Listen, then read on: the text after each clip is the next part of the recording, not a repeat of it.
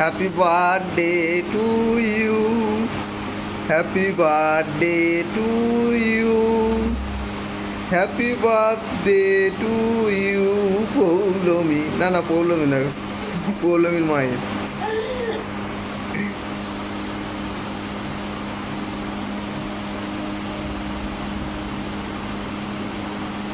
ও কিন্তু যখন কেকটা কাটলাম ধরে, ও ধরে কাটলো, দেখলো কেকটা। ও শিখে গেছে তো সব, ও শিখে গেছে তো।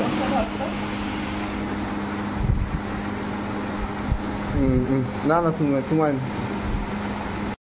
1997, 6ই বৈশাখ, 19শে এপ্রিল আমার জন্ম।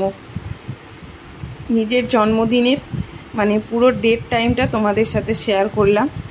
হয়তো কেউ বলে না নিজের বার্থডের কথা, মানে বার্থডের কথা বলে কিন্তু নিজের বয়সের কথা কেউ বলে না। যেহেতু আমি আমার পুরো ডিটেলটা বললাম তো তোমরা বুঝতেই পারবে আমার এখন কত এজ চলছে। 26 আমার এজ এখন, মানে ভর্তি হলো আর কি, 26+। তো ছিল জন্মদিন, তোমাদেরকে তো বলেইছিলাম। আর কোনো কিছু প্ল্যান ছিল না। এটা মেয়ে হওয়ার পর আমার, মানে মা হওয়ার পর প্রথম জন্মদিন।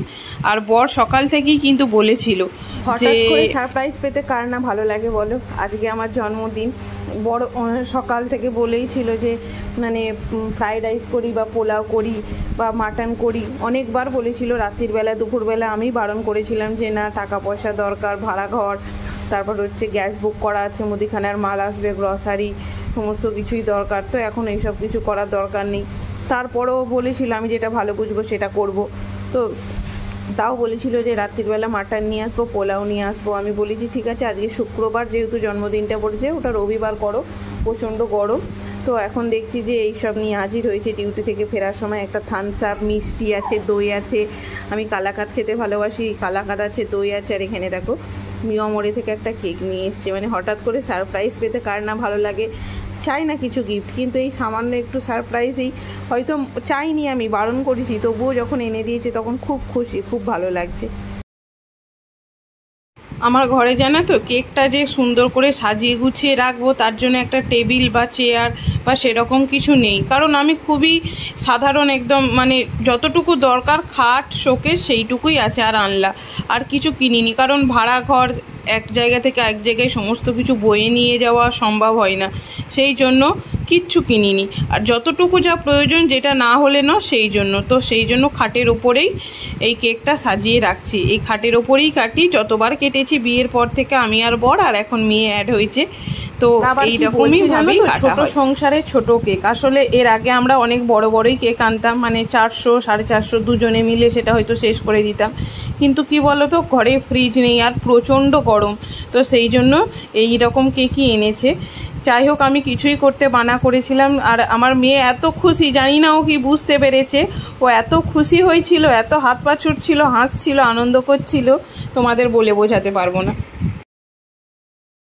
তো বর এখানে খাটের ওপর কেকটা সাজিয়ে দিল, হ্যাপি বার্থডে লেখা একটা, বাট কোনো মোমবাতি টোমবাতি কিছুই ছিল না।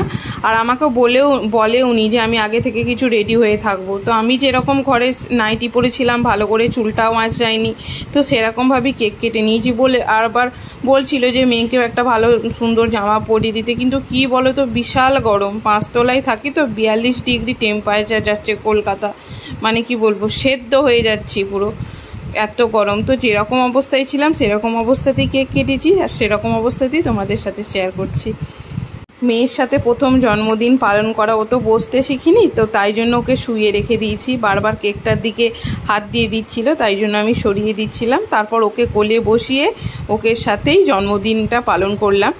তো জানো তো, খুব ইচ্ছা করছিল যে মেয়ের মুখে একটু ঠেকাই, সেটা তো আর সম্ভব হয়নি, তো ওর গালে একটু দিয়েছি। কোনো কিছু খেলে এখন খুব মন খারাপ হয় যে ওর মুখে একটু দিতে পারলাম না, কবে একটু খেতে শিখবে। আর দেখো এত হাত পা ছুটছে, কি জানি কি বুঝতে পেরেছে, খুব আনন্দ হচ্ছে, খুবই আনন্দ পেয়েছে। তো বেশি বক বক করবো না, কেকটা কেটে ফেলি। আর দেখো আমার বর হ্যাপি বার্থডে ইউজ করছে, ও একটু মজা করেই করছে, কিছু মনে করো না please.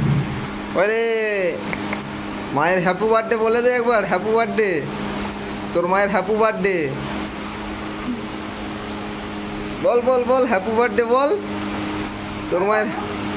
Happy birthday to you, happy birthday to you, happy birthday to you. Poulami, না না পৌলমী না, পৌলমীর মায়ের।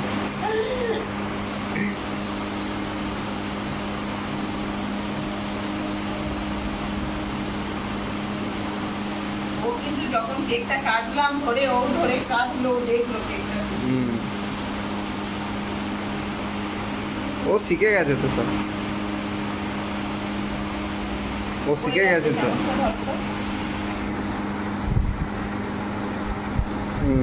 না না তোমার